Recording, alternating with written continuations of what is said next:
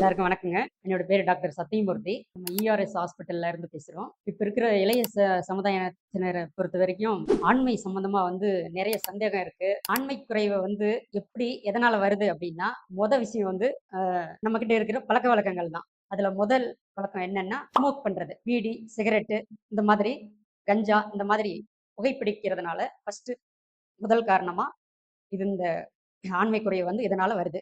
2வது எடுத்துக்கிட்டீங்கன்னா, ஆல்கஹால்.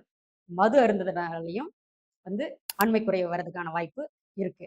அடுத்து எடுத்துக்கிட்டீங்கன்னா, 3வது பாயிண்ட்டா உடம்புல சுகர், டயபெட்டிக்ன்னு சொல்லக்கூடிய நீரிழிவு நோயினாலயும் ஆண்மை குறைவு வர்றதுக்கான வாய்ப்பு இருக்கு.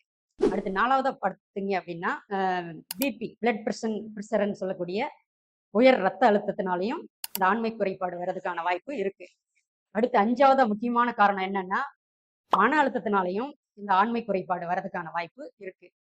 நீங்க நம்ம இஆர்எஸ் ஹாஸ்பிட்டல் நல்லம்பள்ளி, தருமபுரி மாவட்டம்.